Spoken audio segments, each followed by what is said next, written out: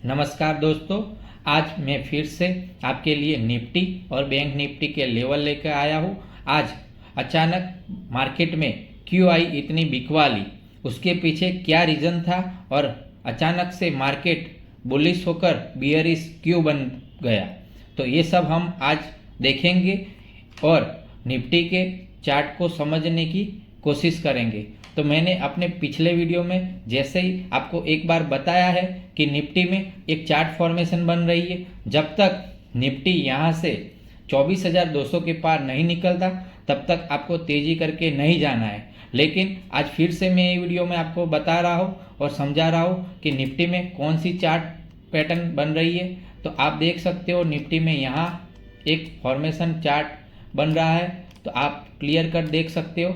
ये निफ्टी का ये लेफ्ट शोल्डर है और इस तरफ राइट शोल्डर है और ये उसका हेड है। तो निफ्टी अभी हेडर एंड शोल्डर पैटर्न बना रहा है और ये उसकी 200 दिन की एक्सपोनेंशियल मूविंग एवरेज है। तो जब तक निफ्टी यहाँ से अपनी 200 दिन की एक्सपोनेंशियल मूविंग एवरेज के ऊपर रहेगा तब तक मार्केट में हावी बिकवाली नहीं हो सकती है। लेकिन जैसे ही निफ्टी अपने 200 दिन की एक्सपोनेंशियल मूविंग को ब्रेक करता है तो मार्केट में एक हैवी सेल ऑफ देखने को मिल सकता है और उसके लिए आपको शॉर्ट के साइड भी तैयार रहना पड़ेगा और बाइंग की ओर भी कब तक मार्केट में स्ट्रॉन्ग अपसाइड मोमेंट बन सकती है, तो वो भी हम लेवल देख लेते हैं। तो ये थी चार्ट पैटर्न की बात। तो अभी हम बात कर लेते हैं उसको छोटी टाइम फ्रेम पे भी देखते हैं कि छोटी टाइम फ्रेम में आज मार्केट में क्यों आई इतनी बिकवाली। तो वो हम देखते हैं एक बार। ये टाइम फ्रेम को अब छोटी करता हूँ। ये डेली टाइम फ्रेम पे हमने देखा कि ये 200 दिन की एक्सपोनेंशियल मूविंग को जैसे ही ब्रेक करेगा मार्केट तो उसमें एक हावी सेल ऑफ देखने को मिल सकता है। लेकिन आज मार्केट में क्यों आई इतनी बिकवाली, तो वो हम छोटी टाइम फ्रेम पे देखने जाए तो मैं टाइम फ्रेम को 15 मिनट की टाइम फ्रेम पे ले जाकर आपको समझाता हूँ कि मार्केट में आज किस तरीके से माहौल रहा। तो आप देख सकते हो दोस्तों, तो यहाँ 3 दिनों से मार्केट एक रेंज बाउंड रेंज में घूम रहा है।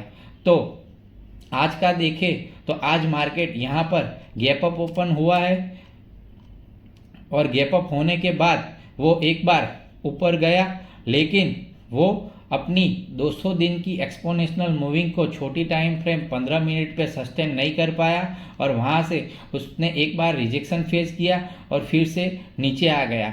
फिर से उसने अपने सपोर्ट 23,700 पे एक बाइंग सपोर्ट मिला उसको और उसमें उसने एक अच्छी रिकवरी भी दिखाई।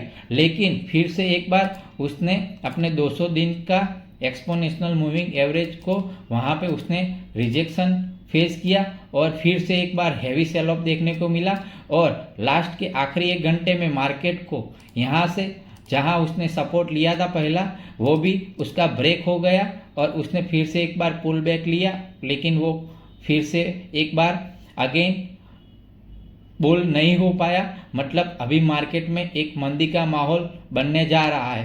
तो जब तक आज मार्केट में उसी की वजह से आज सेल ऑफ देखने को मिला है, क्योंकि मार्केट अपने 200 दिन की एक्सपोनेंशियल मूविंग एवरेज के लेवल को मतलब कि 23,900 के लेवल को पार नहीं कर पा रहा है। वहाँ से वो बार बार रिजेक्शन फेस कर रहा है। अभी मैं उसको 1 आवर की टाइम फ्रेम पे लेकर जाता हूँ आपको और दिखाता हूँ कि मार्केट में कब तक तेज़ी नहीं दिखेगी आपको।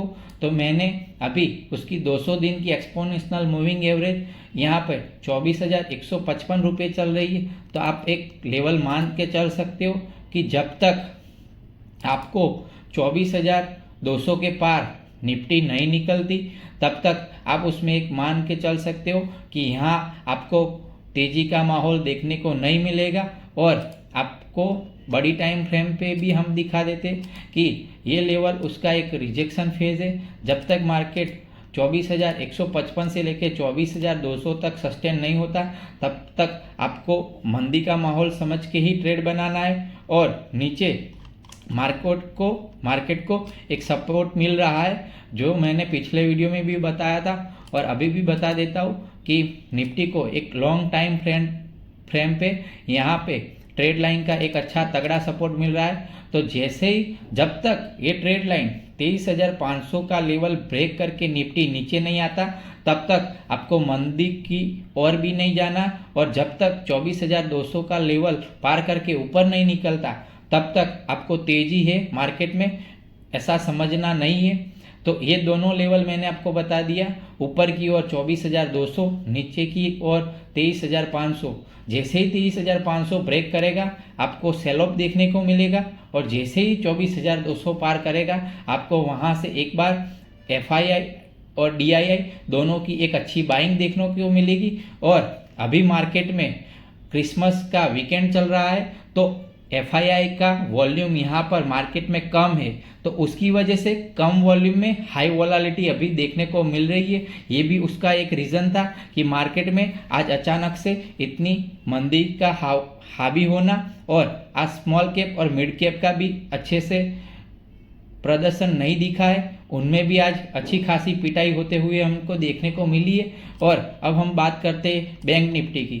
तो बैंक निफ्टी को ज़्यादा कुछ उसमें वो अच्छा एक सपोर्ट लेकर खड़ा है।